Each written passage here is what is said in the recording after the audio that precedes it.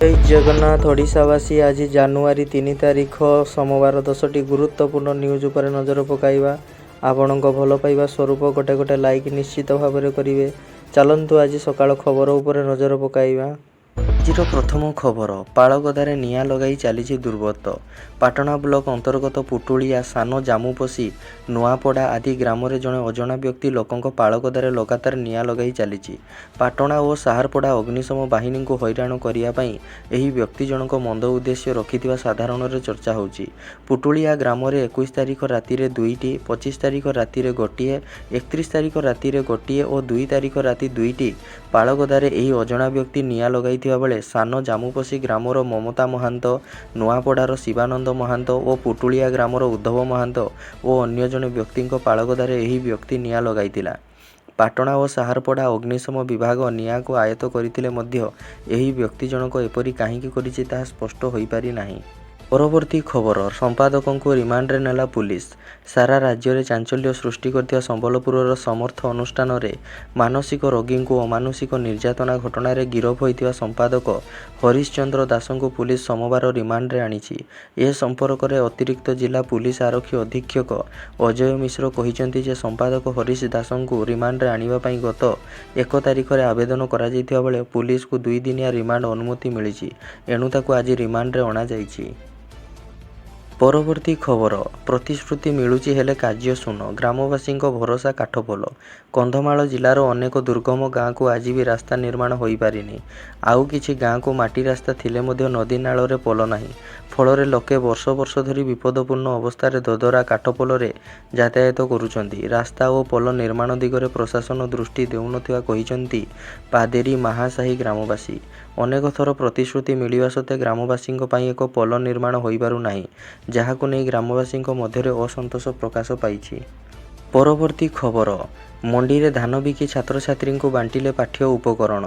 ଆଦିବାସୀ ଅଧ୍ୟୁଷିତ କନ୍ଧମାଳ ଜିଲ୍ଲା ତଲାରୀମାହା ଗ୍ରାମ ପଞ୍ଚାୟତ ଅନ୍ତର୍ଗତ ଗୋଟାମାହା ଗ୍ରାମରେ ରାଜେଶ କୁମାର ବଗର୍ତ୍ତୀଙ୍କ ଘର। ବର୍ତ୍ତମାନ ସେ ରେଭେନ୍ସା ବିଶ୍ୱବିଦ୍ୟାଳୟର ଇତିହାସ ବିଭାଗରେ PhD କରୁଛନ୍ତି। ଗବେଷଣା କାର୍ଯ୍ୟ କରିବା ସହିତ ସେ ଚାଷ କାର୍ଯ୍ୟରେ ମନୋନିବେଶ କରିଛନ୍ତି। ଖରିଫ ଋତୁରେ ସେ 4 ଏକର ଜମିରେ ଚାଷ କରିଥିଲେ ଏବଂ ଫସଲ ଅମଳ ହେବା ପରେ ମଣ୍ଡିରେ ଧାନ ବିକ୍ରି କରିଥିଲେ। ତେବେ ଧାନ ବିକା ଅର୍ଥରୁ କିଛି ଟଙ୍କା ବିନିଯୋଗ କରି ଗ୍ରାମର ଅଙ୍ଗନବାଡ଼ି ପିଲାମାନଙ୍କ ଠାରୁ ଆରମ୍ଭ କରି ଯୁକ୍ତ 2 ଶ୍ରେଣୀ ପର୍ଯ୍ୟନ୍ତ ଗରିବ ମେଧାବୀ ଛାତ୍ରଛାତ୍ରୀମାନଙ୍କୁ ପାଠ୍ୟ ଉପକରଣ ବାଣ୍ଟିଛନ୍ତି। ପରବର୍ତ୍ତୀ ଖବର, ସାଧାରଣ ବଜେଟରେ ରେଲୱେ କ୍ଷେତ୍ର ପାଇଁ ଓଡ଼ିଶାକୁ 10,599 କୋଟି ଟଙ୍କା ମଞ୍ଜୁର କରାଯାଇଛି। କେନ୍ଦ୍ର ରେଳମନ୍ତ୍ରୀ ଅଶ୍ୱିନୀ ବୈଷ୍ଣବ ସୋମବାର ଏକ ଖବରଦାତା ସମ୍ମିଳନୀରେ ଏ ସମ୍ପର୍କରେ ସୂଚନା ଦେଇଛନ୍ତି। ଅଶ୍ୱିନୀଙ୍କ ସୂଚନା ଅନୁସାରେ ଓଡ଼ିଶାରେ ଗତ 10 ବର୍ଷ ମଧ୍ୟରେ 2,046 କିଲୋମିଟର ନୂଆ ରେଳପଥ ନିର୍ମାଣ ହୋଇଛି। ଓଡ଼ିଶାରେ ନୂଆ କରି ନିର୍ମାଣ ହୋଇଥିବା ରେଳପଥ ମାଲେସିଆରେ ଥିବା ରେଳପଥଠାରୁ ଅଧିକ। ରାଜ୍ୟରେ ବର୍ତ୍ତମାନ 6ଟି ବନ୍ଦେ ଭାରତ ଏକ୍ସପ୍ରେସ୍ ଚଳାଚଳ କରୁଛି। ଆଗକୁ ଆହୁରି ଅନେକ ନୂଆ ଟ୍ରେନ୍ ଓଡ଼ିଶାରୁ ଗଡ଼ିବ। 78,000 କୋଟି ଟଙ୍କାର ପ୍ରକଳ୍ପ କାର୍ଯ୍ୟ ଚାଲୁ ରହିଛି। କୋଲକାତା ଚେନ୍ନାଇ 4-ଲେନ୍ ରେଳପଥ କାର୍ଯ୍ୟ ଶୀଘ୍ର ଶେଷ ହେବ ବୋଲି ସେ କହିଛନ୍ତି।